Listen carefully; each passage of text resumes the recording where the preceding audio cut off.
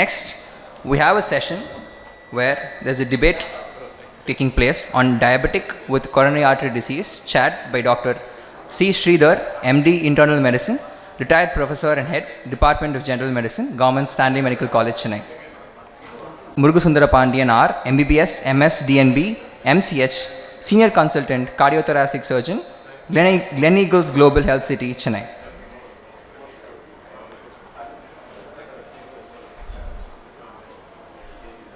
Dr. Murugasundaran, sir.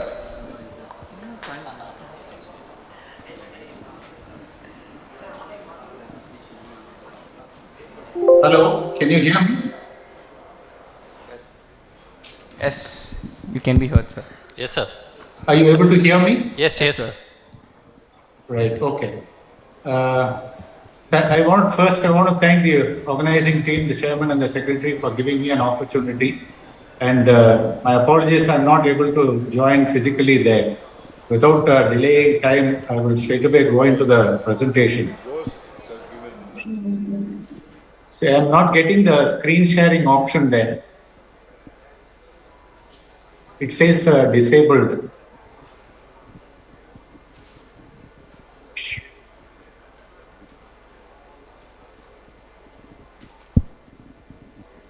Technical team is trying, sir.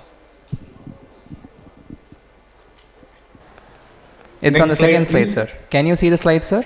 Okay, yes. Yes, sir. So the coronary artery in diabetic patients is quite different. It's definitely a more aggressive form in diabetic patients. As you are all aware, the incidence of diabetes, especially in India, it's on the rise. The patients with diabetes tend to have often multi-vessel disease and even have multiple tandem lesions in the same vessel, more diffuse kind of disease, more calcified lesions. They tend to have a poor lateral network of coronaries. They often tend to present with LV dysfunctions, and they have patients have associated comorbidities like renal failure and all that. Patients often present in the cardiogenic shock with pulmonary edema because they tend to develop silent infarcts, as the nerves also get affected in diabetic patients. Younger patients are more commonly presenting with, especially who have a strong family history. Insulin-dependent patients tend to have more complex lesions and often have a poor prognosis. Because of diabetes, they also tend to have a high incidence of sternal wound infections. Next slide, please. Next slide. Previous slide, yeah. The previous slide, yes. So this slide summarizes the pathophysiologic mechanisms at the molecular level in diabetic patients. There is definitely a very accelerated coronary artery pathology here.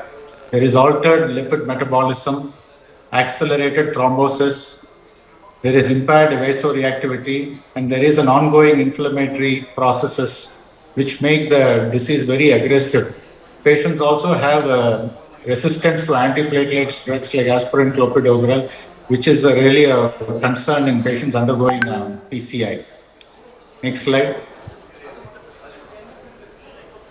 Next slide, please.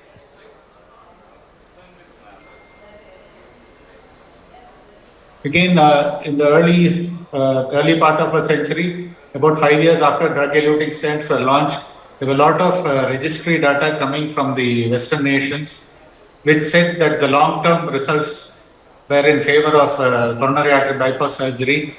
And these were all retrospective data. So a lot of confounding possibilities were there, especially selection bias. So there were a lot of plans to conduct randomized control trials. Again, the patients who are selected for randomized control trials are the ones which can either undergo PCI or undergo CABG. So this is a very selected subset and may not represent the true clinical practice. So then some of the trials had adequate numbers, some of the trials did not have sufficient numbers to create statistical significance. So many meta-analyses also have been conducted, and they've used various statistical methods to derive any decision from it. Next slide. This slide summarizes the various randomized control trials. There are 5 trials which were comparing PCI with first generation drug-eluting stents. Out of all these studies, the one Freedom trial, that is the 4th one, was the only trial which was done exclusively in diabetic patients. All the others were, combination of diabetes as well as non-diabetic patients. And you can see there were only 3 trials which had reports at 5 years, follow-up for 5-year period. All the others are 1 or 2 years, which do not really give us valid data. Next slide. Next slide. Yeah.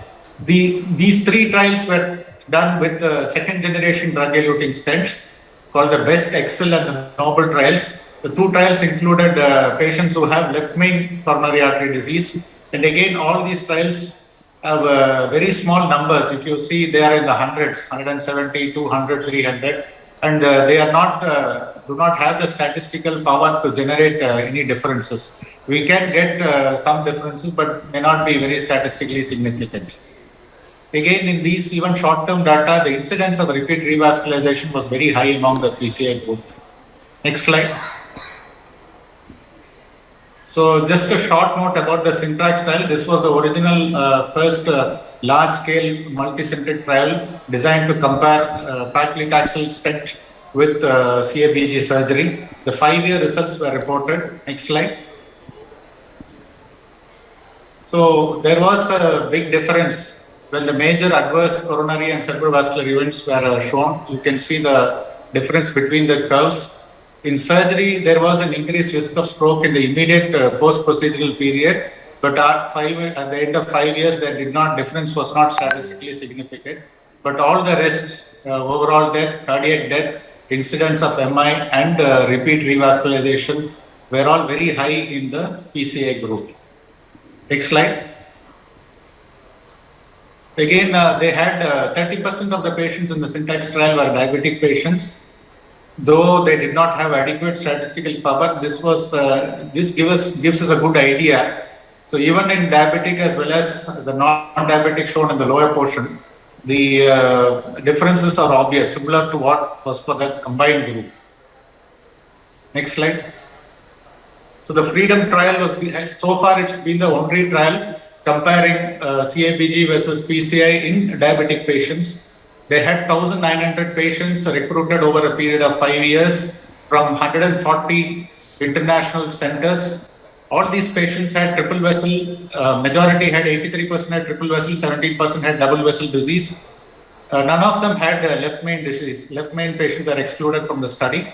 30% were women. The mean age was 63. Syntax score was about 26. And they had used sirolimus and paclitaxel stents in most of these patients. Next slide. So that is the results. So the initial part shows the results at 2 years. There was no major difference except that the incidence of stroke was high in the CABG group. At 5 years, when you see the overall composite death, myocardial infarction, and repeat revascularizations are all very high in the PCA group, and all these differences were statistically significant.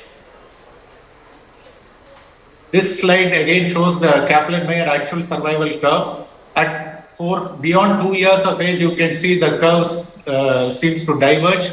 There is increased mortality, repeat revascularization, and MI in the PCA group, and this difference was statistically significant. Next slide. They recently published a FREEDOM follow-on study. So this is at 8 years. So you can still there is a gap between the PCI and the CABG, and this difference again was significant. Though at 5 years it was expected that the difference would be large, it did not turn out to be that much. Next slide. So again, a variety of meta-analyses have been published. I think about 12 or 13 meta-analyses were there. And almost the uniform finding in all these meta-analyses is that the incidence, if you take incidence of myocardial infarction, repeat revascularization, and the overall death, it is in favor of CABG, whereas the incidence of stroke in the immediate post-operative period is higher in the CABG group, and it's kind of evens out in the long term. Next slide. So that's again just a list of meta-analysis, various trials. Next slide. So they have used trials, that is 3 trials which had 5-year follow-up. The incidence of death, MI were definitely in favor of, were high in the PCI group and the CABG was favored. Whereas if you look at stroke, the incidence of stroke was high in the CABG group and it was favorable for PCI. Next slide. This again, the diabetic patients alone were taken out from the 3 trials and the results were similar. When you look at death and MI, it is in favor of CABG, whereas if you look at stroke, in the lowermost portion, it is in favor of PCI. Next slide. So this is again a Forrester plot from another meta-analysis published in the Journal of Cardiothoracic Surgery this year. This looked at all the trials, whether in the short duration as well as 5-year trials. Again, with those combined results also, it is in favor of CABG. Next slide. This is only again diabetic patients which looked only at the repeat revascularization. So you can see it is almost on the right hand side favoring CABG. Next slide. So what could be the various reasons? So you're going through the various trials and meta-analysis, more than 75% of them were actually in favor of CABG. CABG has been associated with better long-term survival, especially in patients with severe LV or moderate to severe LV dysfunction. One of the reasons could be is that complete revascularization is more often achieved in more often achieved in the CABG group as compared to PCI. And arterial grafts tend to have better patency rates as compared to stents. The use of left internal mammary artery, there is a production of nitric oxide from the endothelial cells, which promotes neovasculogenesis, promotes formation of coronary collaterals. And PCI being a foreign material always, and we have a very highly inflammatory milieu in the diabetic patients, it tends to aggravate inflammation. And being a fixed dilated coronary vessel, the normal regulatory vasomotor function of the coronary artery is lost. Next slide. This slide clearly demonstrates that, see, 80% of the time the lesions occur in the proximal 1/3 of the coronary artery, and that is where dilatation and stenting is done. So the lesions can recur either within the stent, just proximal to the stent, or just distal to the stent. Whereas when we do a graft, we do it in the mid portion, in a normal portion of the coronary artery. So we almost, the coronary artery and the myocardium are protected against future coronary lesions. This again promotes the coronary collateral formation and protects against myocardial infarction in the future. Next slide. Thank you very much for a patient hearing. Thank you, sir. That was a good presentation. I think conventionally, diabetics with triple vessel disease and LV dysfunction, we always favor CABG. And you have listed out several points in favor of CABG. But let's see, like they've done the FAME trial recently, the results are out. And I think second generation DES have also come about. Fractional flow reserve based PCI have also been introduced. So let's see what Dr. Gopu has to say. Sure. Thank you. Thank you, sir. We have our next speaker, Dr. Gobu, MD in Internal Medicine, DM Cardio, Senior Consultant Cardiologist, Gleneagles Global Health City, Chennai, will be talking about PCI. Good afternoon, everyone. So I will be talking about PCI in diabetics. So what favors PCI in diabetics? When do you favor PCI? See, there is clear indication for PCI in diabetics also.